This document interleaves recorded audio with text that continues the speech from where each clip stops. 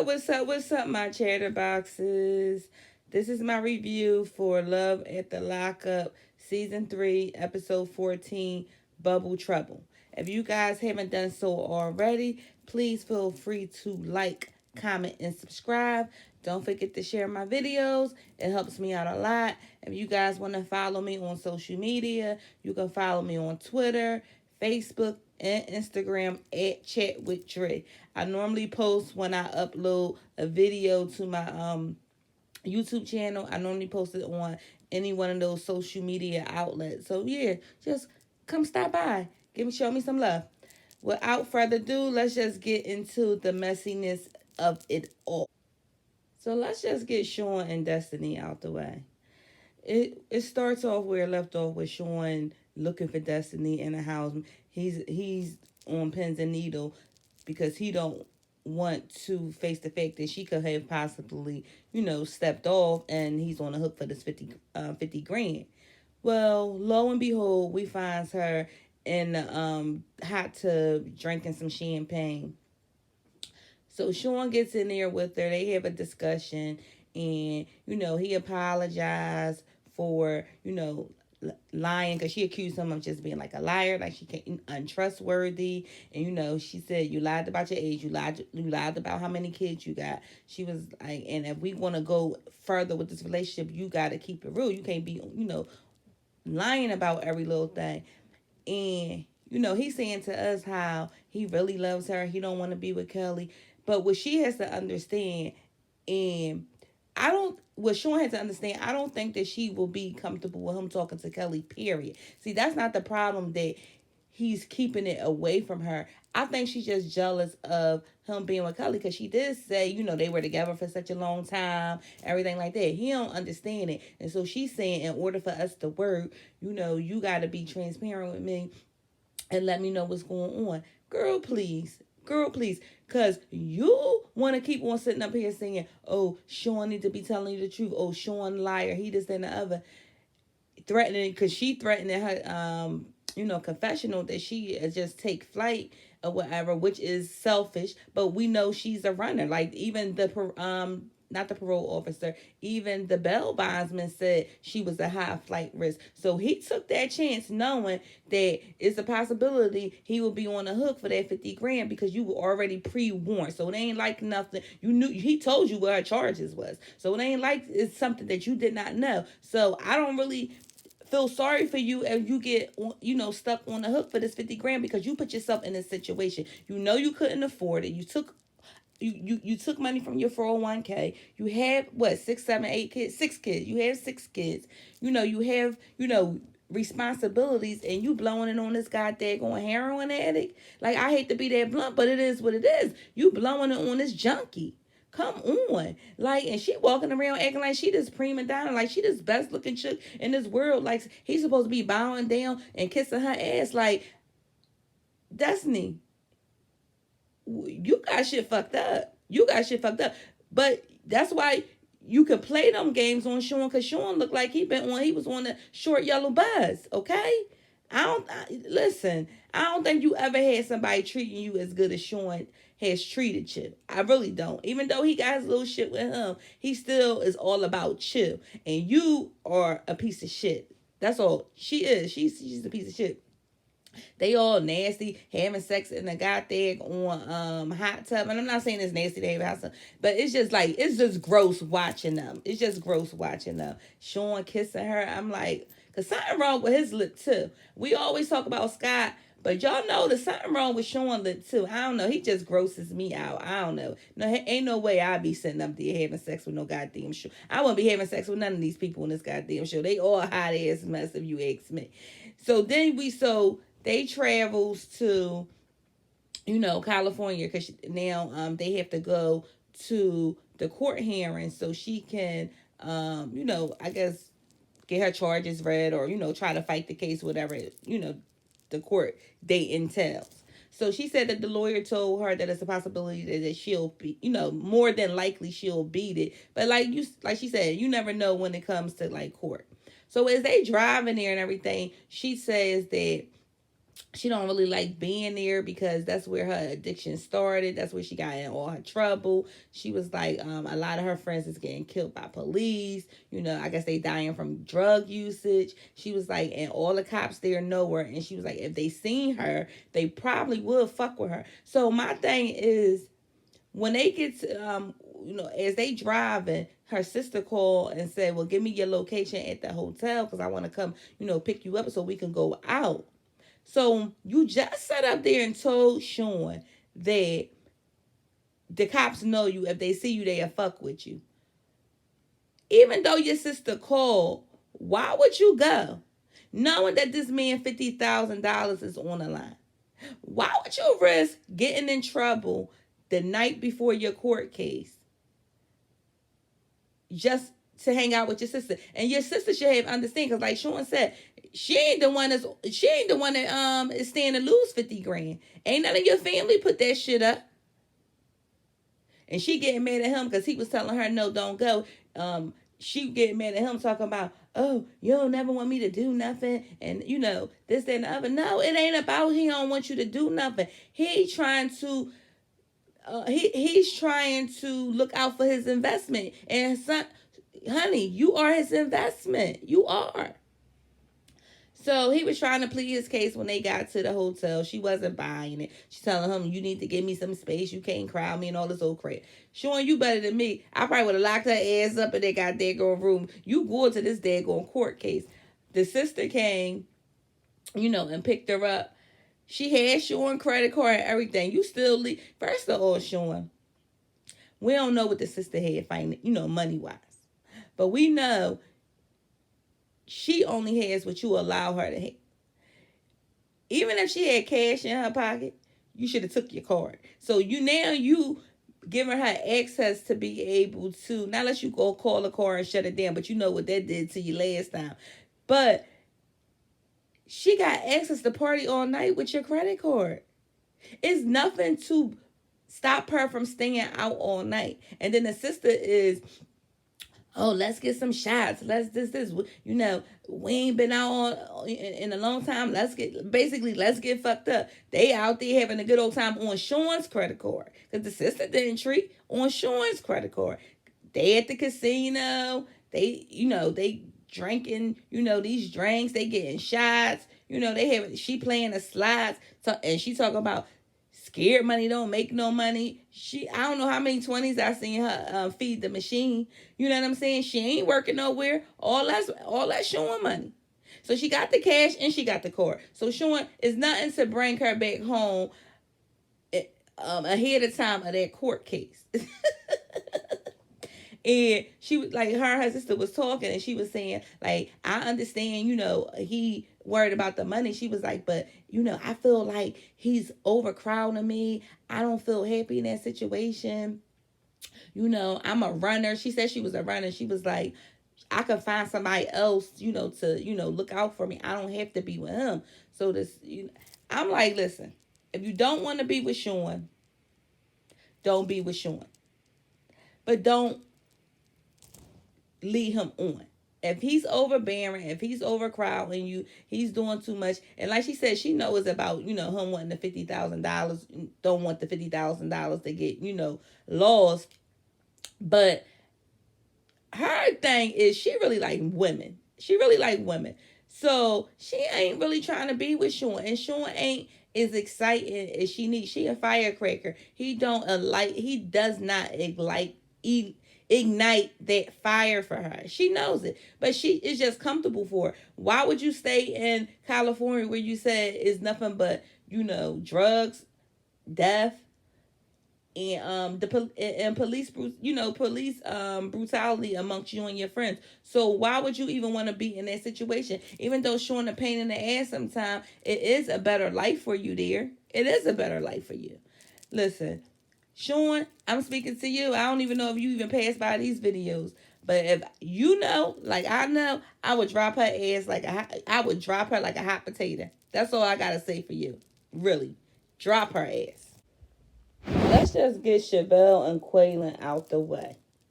And I'm sorry, I hate to tear a woman down based on her appearances.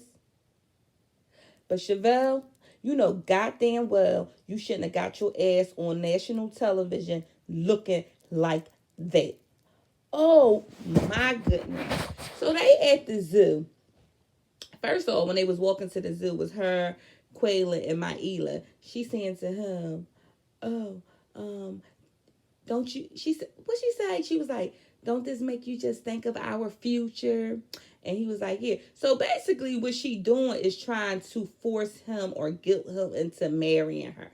Now I know they may have spoke about marriage and why he was in jail. I know she probably had this fantasy going on that soon when he get out of jail, he was going to be able to propose, and then they was going to be able to, plan this, wedding. She not even letting this man just get adjusted to society. The idea to get married, I mean, to me, if I'm going to get married, the whole purpose of being married is to stay married. So I will allow him to work through whatever he has to work through before I lock him down again. You understand what I'm saying? So the fact that she's trying to pressure him into marriage, even though he may have, said that that's what he wanted when he was in jail, you see he acting different. You see he's acting differently now that he's out here in the free world. He was locked up for majority of his adulthood. His young adult life. Let him adjust. If he going to be with you, he's going to be with you. Let him adjust, Chevelle. That's it. That's all you got to do. So they at the zoo. The zoo empty as hell. Even the animals look tired, okay? The animals even look tired. I ain't even see many animals, but the ones that we did see, their asses was over it. So Myela having a good old time. They seemed like they were having a good old time until he told her that he was going back to he was going to Texas. So she was like, "Is it a round trip or a one-way trip?" And because she first asked him, how long he was going to be there, and he said he didn't know. So he said, "Well, it's a one-way ticket." So she got a little pissed off. She was like, she said that she knew that he will eventually want to go back to Texas, but she didn't know it would be this soon. So she was like, "Well, what do you mean you don't know? You got, obligations here. You have things going on here." He was like, "I said, I don't know." And he ain't want to argue. Like, he was trying to shut her down. She was like, "That's not the way you would communicate. You made promises to me, when you were in jail." Keyword, when he was in jail. My thing is, a lot of people say a lot of things when they in jail. We on the outside know that some of that shit be fantasy. You understand? So you gotta pick and choose what you hold on to. You chose to hold on to that because that's what you wanted, but you didn't take into consideration everything else that may come into play when it comes to that. These people has to get reintegrated into society. Period. And then you ain't help. I was about to go in on her, but did y'all see her wig? She don't have no neck. It looked like she got a big ass head, and then she had this tacky, nappy wig that was sitting on top of her head with them little chicklet teeth. And then she trying to put a dag on ultimatum on him or trying to make her. And I'm like, girl, the way you looking ain't gonna get it. It ain't getting it. Like, my thing is, you just better stay in your little lane. Stay in your little lane, cause stay in your little lane. Like, now ain't the time. Not looking like that. They are at the time. Because she gonna say, "Well, what about Myela? She's gonna want to know where you at. Did you go back to jail? What about her?" Now you trying to guilt him with somebody else's child. Okay, that's not his. Myela is not his responsibility. Now he take her on as if she's his. He love her and everything, but don't try to guilt him with your child. Don't do that. Don't do that. You know what I'm saying? And I'm not saying that Quaylon is right either, because Quaylon made promises to you that he knew he may necessarily couldn't keep. So I'm not putting this all on you, Chevelle. But what I'm saying is, you know where you got this man from. You know how much time he did, and you know how old he is. Give him the benefit of the doubt. Let him work through what he got to work through. That's all I'm saying. Because that's all you worrying about is getting to the damn altar. You better have that man sanity right before you even think about marrying him. Come on. She saw him out, well, since you don't know, I'm going to take a step back. He was like, well, do what you got to do. She thought that he was going to be like, oh, but I ain't doing that. He ain't worrying about you at this particular moment, Chevelle. If you going to stay, you going to stay. If you going to roll, you going to roll. Okay? You buy him that pickup truck, and, you trying to do all these things for him, ain't going to keep him. He got to work whatever he got going on mentally. He got to work that shit out. And that's the part you're not understanding. You so thirsty to be married, you not worrying about him and how he's feeling. You only worrying about yourself. And that's the problem. That's the problem. And you know what? Not to bring Megan into that, but they used to do Megan wrong too, having her up here with her wigs looking crazy. Y'all, listen, and I remember Megan said before, like, they don't tell you when you about to film, so they give you like real short notice before you got up here, on camera. And sometimes she was in between her appointments. Y'all know we ain't like these white girls. We can't just put our, wash our hair, blow it out and be good. Y'all know y'all on this show, y'all should keep some braids or something in y'all goddamn hair, because that is unacceptable. That is unacceptable. So now we have Scott and Lindsey. So Lindsey, first of all, we see that Lindsey has to sometimes go outside to get a signal. And but she can't go off her property, off the property line, or else she'll be like in violation. So Lindsey gets in the house. She decides she wants to take a bubble bath. So she's in a bubble bath or whatever. She's, bragging how flexible she is. So she got like one leg out the tub so it won't get wet, where the monitor is. And she, taking her bubble bath, drinking her wine. So she's telling us like she's in a position where she finally, wants to have sex with Scott. She's, she was telling him how she's comfortable, and, because she did ask him why he didn't even try to have sex with her. He was like, well, you were just getting out of prison, and I didn't really want to pressure you into doing things that you didn't want to do. So he kind of was just trying to fill her energy out. So she told him, just take your damn clothes off, Scott. So he gets in the bathtub. Soon as he get in there, they ain't even have time to get nothing started. Her daggone ankle monitor goes off. So they had to, get out the bathtub, and he's saying, he said something about Murphy Law, it will be something bad that happen, like when it's time for them to do that.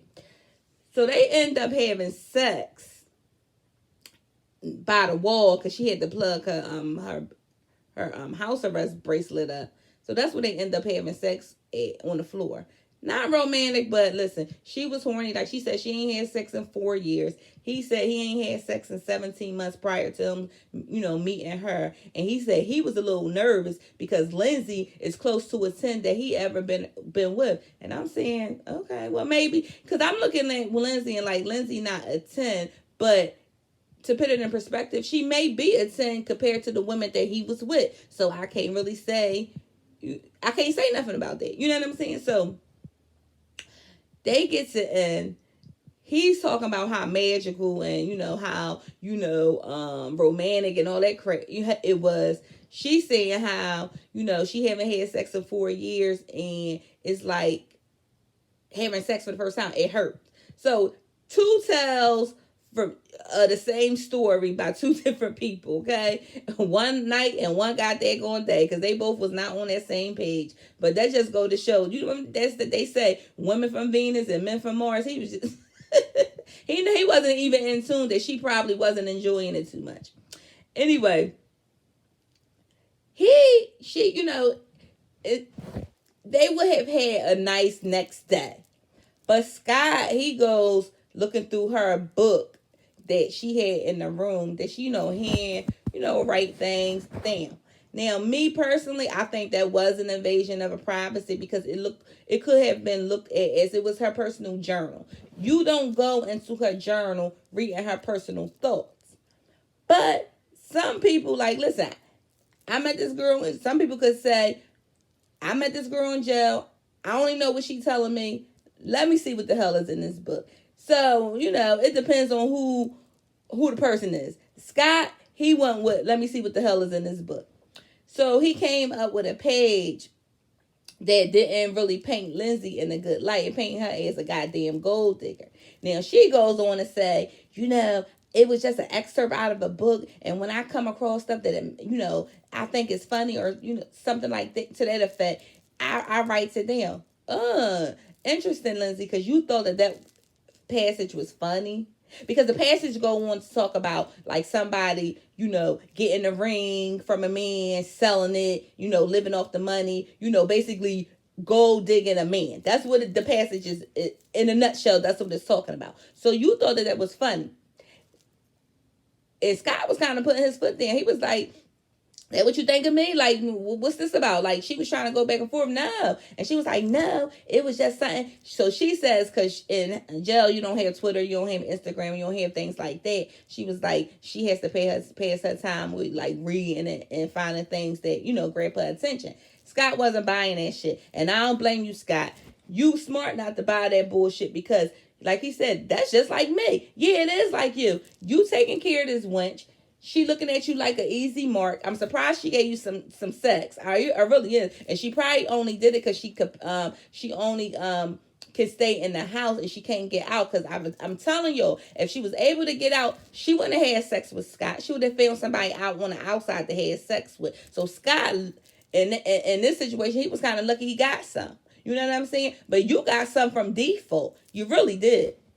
That's all I got to talk about with Scott and Lindsey, because they both, I don't know. I don't see them lasting. I don't see them lasting. So now we got crazy ass Heather and Dylan. They're in the car because you remember last episode how they left Aunt Diane's house because she was flipping out.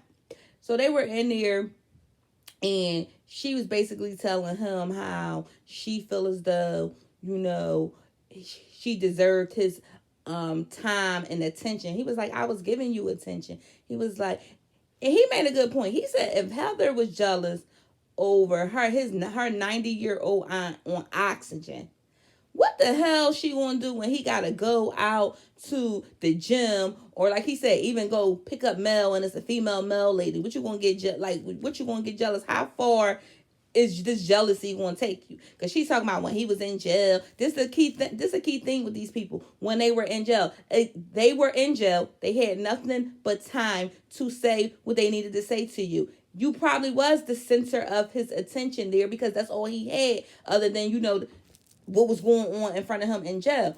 Now he's out. It's a whole world. He got other obligations. He got other things to do. You're not the only focus that he has to worry about.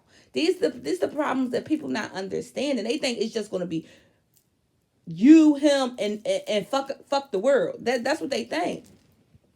So she was saying how I don't think that it's, wrong of me to want, his undenying attention. She was like, that's all she wanted was sex. That's all she wanted was the sex. He had a right to talk to Aunt Diane. Aunt Diane had a right to talk to him.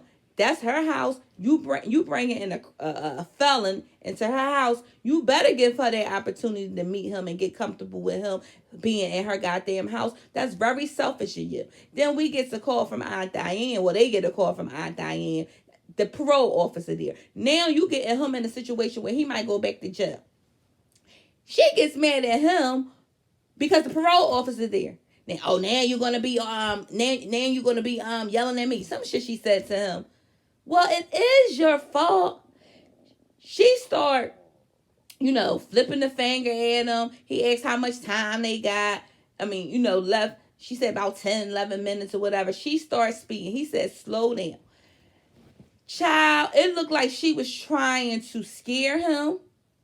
Or trying to scare him, or she really looked like she was contemplating running that daggone car off the damn bridge or something. Because the look on her face scared me. I'm like, he better watch out. And he said, she can get him in a lot of trouble. Yes.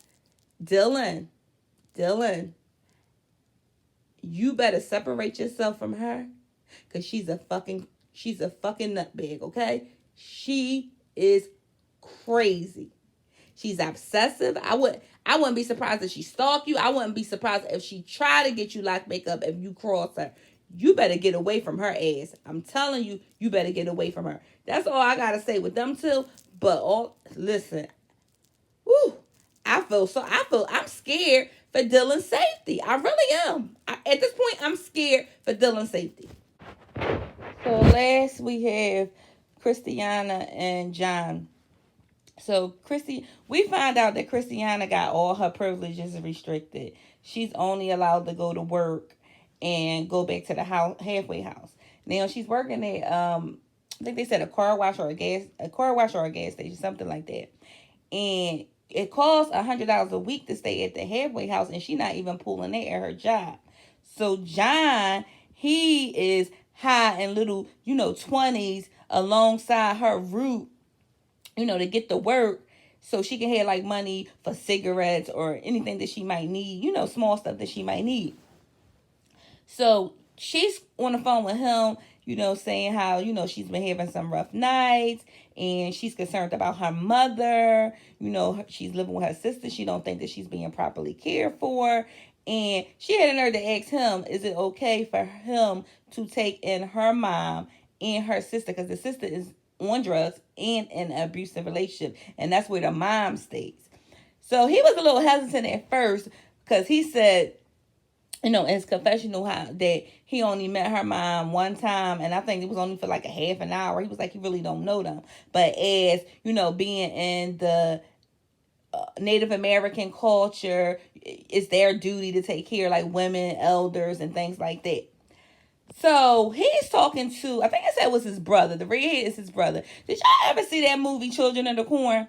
Not Malachi, the dark hair guy, but the red hair guy. I couldn't help but think, like, he kind of remind me of him. I'm like, and that movie the first one, even the first and second one, that shit was creepy to me. It probably won't be creepy now so many years later. But when that shit first came out, I was scared. He looks like, he's just giving me those Children of the Corn vibes. Anyway. So he was talking to his brother and one of his friends, the older guy that helped him get married. And we learned that he's actually a recovering addict. And he told him that it wasn't a good idea for him to be leaving money. He was like, first of all, he was like, the worst thing for an addict is having them access to, money like that. You giving her free range of, money without being detected. Nobody's keeping, no one's keeping a tab on those little $20 that he's leaving for her. So, what's to stop her from, getting high, taking that money, making a detour before she goes to the halfway house, get high, or better yet, not even go to the halfway house, So John said he didn't think of it like that. He was just looking at it as he was helping her. He was like, no, it's one thing about helping and it's another thing about enabling her. And you, sir, are an enabler. Yes, you are. And it's not helping her and it's not going to end up helping you. It's not going to fare well for you, John. It's just not. So he was telling them how he's going to bring, her sister and the mom to the house. So the brother was like, well, do you think that is a good idea? You don't think that, do you know if they good people or not? I just don't want them to come for a month and then, just go trucking on to the next, good spot. And he was like, well, I have to do, he was like, I would feel worse not helping and something happen versus helping and it don't work out. And the friend was like, listen, you putting yourself in a tough spot. He was like, it's really easy to detect when somebody is, on drugs. He was like, I am a recovering addict. He was like, and you're going to have a tough time. And at the end of the day, you need to worry about you. You have to take care of yourself. You know what I mean? You trying to put all this on your shoulders, but you need to be worrying about yourself. But John is an idiot. John wanted to marry Kristiana without knowing her very long. John wanted to, to make all these decisions, have her break the rules of the halfway house. John did a lot of this. So John gonna have to deal with whatever comes. You understand what I'm saying? That's what John gonna have to do. I don't feel sorry for John. I feel like John was very, manipulative when it came to Kristiana. I think he is not the best person that she needs in her life. And he gonna get whatever comes to him. He really is. That's all I got for this episode. It really wasn't much going on, but if you guys like that content, please feel free to like, comment, and subscribe, and don't forget to holler at your girl. Bye.